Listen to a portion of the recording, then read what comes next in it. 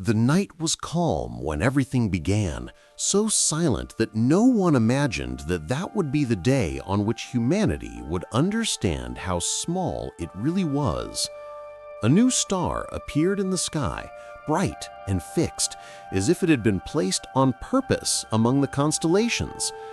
Amateur astronomers were the first to notice, commenting in obscure forums that there was something strange about that light. It did not blink, it did not move as it should, it did not present any natural variation. It was only a static presence, and that alone was enough to be unsettling. However, no one took it seriously. The universe was full of mysteries, and an unusual star rarely meant anything beyond curiosity. Except that, on the following night, it reappeared in another point of the sky. The coordinates did not match any known object. The observatories began to track the anomaly and noticed that it appeared and disappeared randomly, always in different places. The patterns were too anomalous to be considered natural. And then came the discovery that changed everything. It was not a star.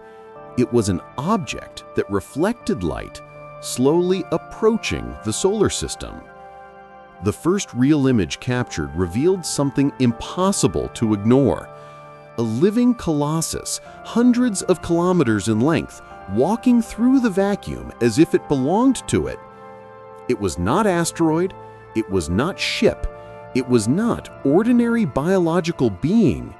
It was a colossal hybrid formed by metallic plates that moved like reinforced bones and organic membranes that pulsed like gigantic lungs. Each of its movements caused subtle gravitational waves, and its silhouette resembled the fusion of creature and machine. Astonished, the scientists made emergency broadcasts. In a short time, the entire planet saw the truth. A Titan was walking toward the sun. Its approach was not hostile, it simply existed and advanced. But its mass was so absurd that it caused natural disturbances. When crossing the asteroid belt, it altered orbits and launched giant rocks toward human colonies, destroying facilities and spreading chaos. That was how humanity realized that intention was not needed to destroy. It was enough for the Titan to follow its ancient and indifferent route. Governments panicked. Planetary defense, already weakened by internal disputes, had no weaponry capable of affecting a creature of that magnitude. They then decided to study it closely. A task force was sent, containing scientific and military ships equipped with advanced sensors and experimental weapons. The approach was cautious, but tragically ineffective. Any attempt at firing was absorbed by the living carapace of the Colossus, as if it were enveloped in self-regenerating layers. And then came the event that would change everything. The ship Helix 9, during a close analysis, was captured by the opening of a lateral cavity. The local gravity changed suddenly, and the ship was sucked inside like a drop of ink being swallowed by the sea. Communications ceased immediately. Humanity believed that all had died. But 2 days later, a weak transmission broke the silence. The chief scientist of the Helix 9 spoke with trembling voice, reporting that they were alive. Not only alive, they were inside the Titan. He described an impossible environment.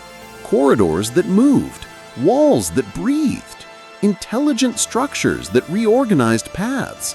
It was like walking inside a living planet. What came next? We are not alone in here. Humanity listened in shock when he explained that they had found small, delicate, intelligent beings, the Aetherians. They were not aggressive. They called the humans intruders, but did not attack. And then they revealed their identity. They were the creators of the Titans. Thousands of years earlier, they had developed colossal creatures to travel between stars as living armors. However, over time, Their own species weakened, lost knowledge, lost the ability to command their giants, and ended up living fragmented inside them as a ghost civilization. The Titans kept following pre-programmed routes, indifferent to any planet or form of life in their path. One of them was coming toward the solar system, without malicious intention, but with inevitable destructive potential. And then the only hope arose, to access the core of the Titan and restart its mind. It was almost impossible, but the Aetherians stated that this was the only way to prevent the catastrophe. A joint mission was created. Humans and Aetherians entered the Colossus through the same cavity that had swallowed the Helix 9. Inside, they faced living labyrinths, defensive creatures, and constant structural changes, for the Titans sensed their presence as threat. They advanced until they reached the deep interior, where they saw the impossible, a gigantic dome with living projections showing the history of the Titans. There they understood what had been lost, and there too they realized that the core was near. The youngest Aetherian, after moments of reflection and courage, decided to connect to the conscious core. He knew that the risk was enormous. He knew he could lose his own identity, but he also knew that if he did not do it, Earth would be destroyed. And then he touched the core, and the Titan awakened. The connection of the Aetherian to the core was a presence that altered everything. Internal lights exploded in patterns never seen. Neural filaments of the colossal organism reorganized themselves with precision and curiosity. Ancestral memories emerged like streams of information that swept through the hall. For a moment, all saw, not with eyes, but with the direct sensation of expanded consciousness, the vastness of what had been created. Routes used for colonizations, path maps between systems that did not exist in the human catalog, behavior codes that seemed like natural laws. And then there was a recognition, a bridge lit between creator and creation. The Titan, which until then walked without understanding, felt its craftsman touch its core. But upon accepting the contact, the core sent a response that no one on the screens had predicted. From the depths of space came a signal, an immense vibration, an echo so ancient that it made chains of time crack in the memory of the Aetherian. The instruments captured a gravitational anomaly coming from beyond known limits, and then the projection showed what humanity had never wished to see again, something greater, older, moving through the void, a colossal shadow whose contours erased smaller stars. It was the first Titan, the living legend, the matrix from which all the others had been born, moving like an ancestor coming to judge. The air in the room seemed denser. Those who were there felt the ancestral terror of the Aetherians. The first was not only a larger body, it was an original code, with routines that imposed obedience on the others. It detected the interference in its descendant and set its march into flight. Its route pointed directly toward the solar system. It was inevitable. If they could not stop it, there would be no colonies, no stations, no cities, only a cosmic and absolute result. The human fleet and the defenses were activated in a rush, but Earth's most lethal weapons seemed childish before that presence. Lasers appeared to scratch superficial shells. Missiles evaporated on the living carapace like sparks in rain. The strategy became another: buy time, create windows of opportunity, understand what could weaken a progenitor. The Aetherian, still partially fused to the core of the allied Titan, began to extract memories that pointed to an ancient weakness, a wound perhaps caused by primordial conflicts, a part of the core of the first that had not been completely regenerated for ages. It was a fragile hope. The proposal that emerged required audacity and sacrifice. To use the allied Titan as shield and as entry point for smaller ships, which would penetrate the body of the first through cracks and hygroscopes that the progenitor did not consider typical for incursions.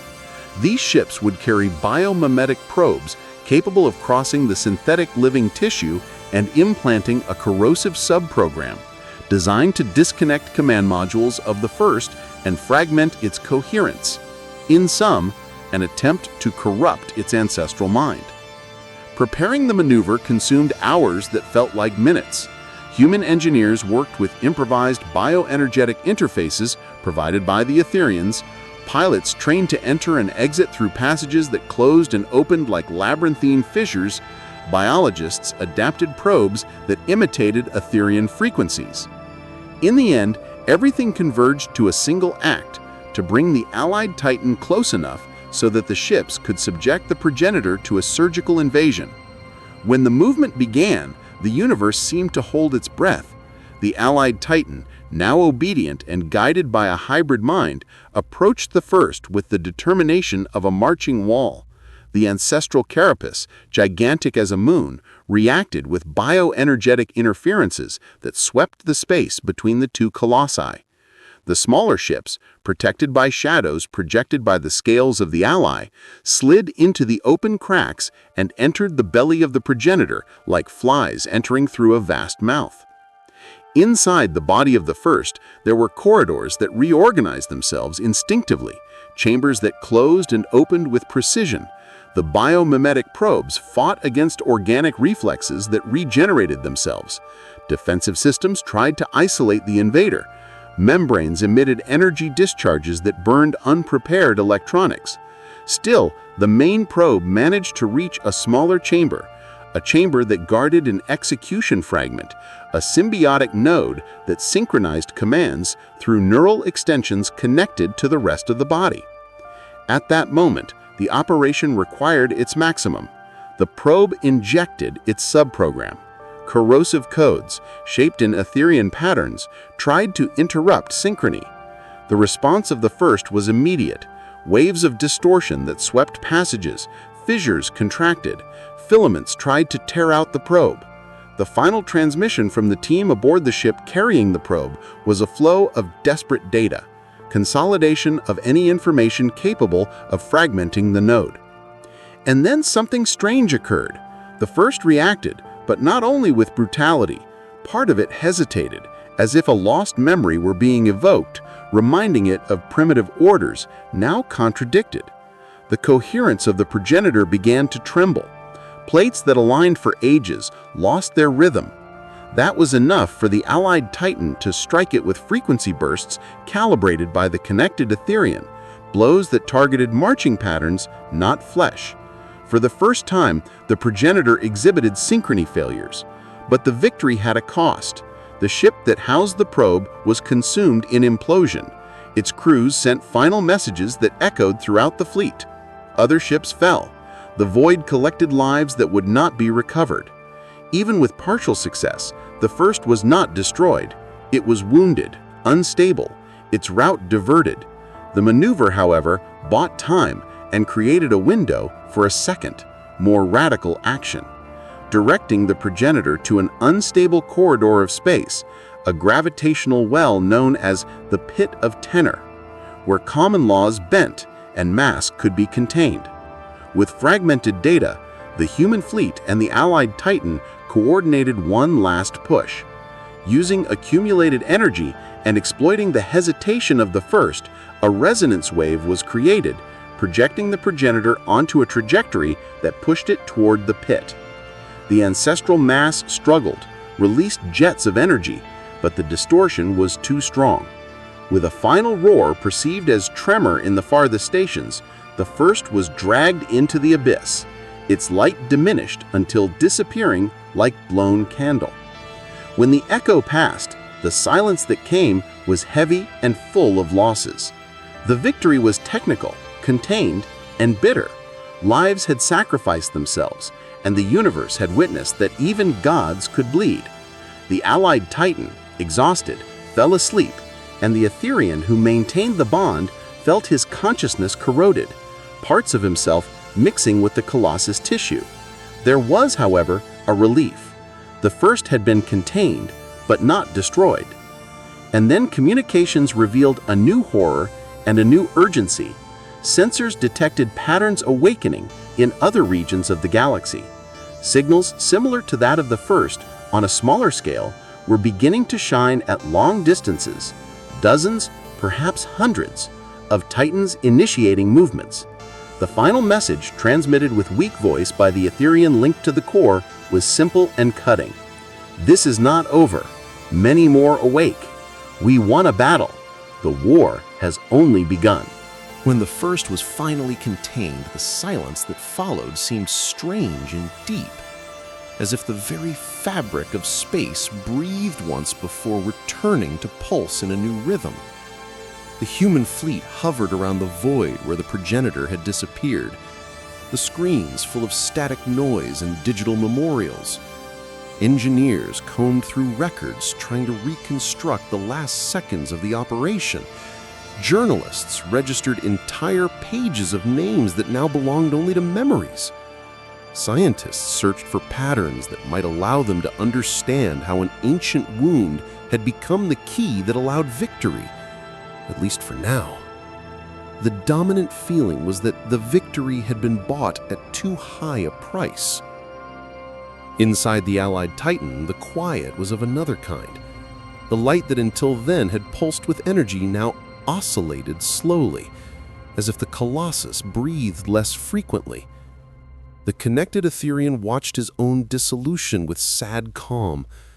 Parts of his consciousness migrated to the organism's filaments like streams of ink mixing with the sea. He felt human memories, recollections of pilots who screamed, voices that apologized, images of bodies that became dust. He also felt a new understanding. The living tissue around him was more than machine. It was history. It was destiny. It was the sum of gestures of generations that had lost the gift of caring for their creations. He spoke few words, each carrying more than the sound itself. Keep this. Learn. Do not let our arrogance repeat. The human commander gathered the Survival Council. They discussed emergency measures, reinforcing planetary defenses, creating protocols of spatial seismology, mapping possible titanic routes, and, perhaps most urgently, establishing permanent communication with the Etherians who still existed. There was a bitter consensus. Humanity could no longer pretend absolute autonomy in the universe. Humility and collaboration were needed.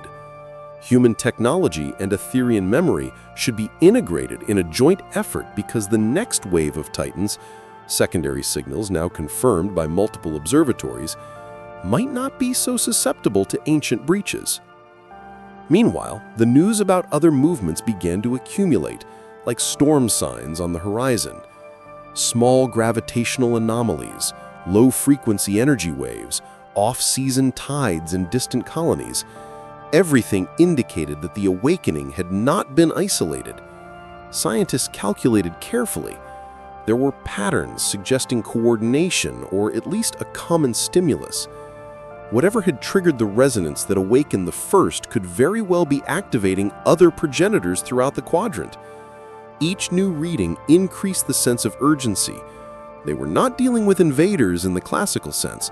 They were dealing with a living ecosystem whose logic was ancient and indifferent. Human society reacted in varied ways. In some regions, there was panic and closure.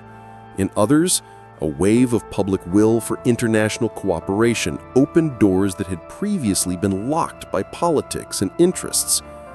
Research centers that normally competed began to share data.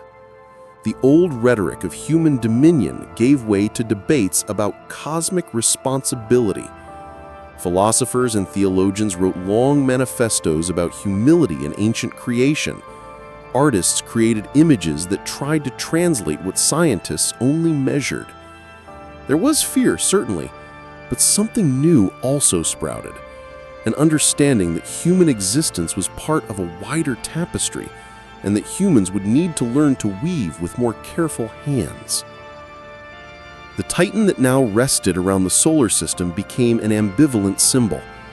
For some, it was an omen, reminder that humanity had already touched the unknown and survived. For others, it was a moving tomb, a giant body containing memories of a species that was losing itself. The remaining Etherians, small and fragmented, began to emerge timidly from internal chambers, seeking to negotiate their survival and offer their knowledge in exchange for help.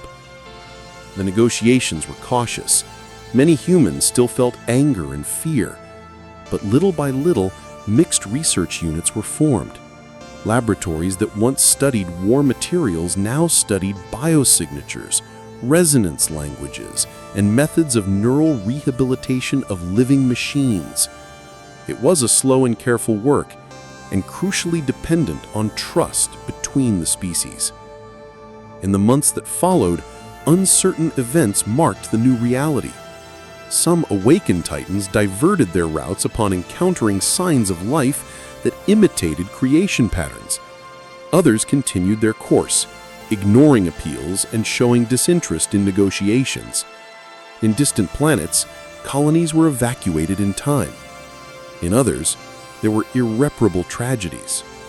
All this unpredictability reinforced the conviction that isolated struggle would not suffice. A collective, global, and interspecies effort was necessary, a treaty that united technology, culture, and care. At the heart of this new order was a lesson that sounded almost moral. To create without responsibility can generate legacies that return as storms. The Etherians were painful witnesses of this lesson. Their routes atlases, once a source of pride, now carried scars. They offered their knowledge not out of pride, but out of remorse.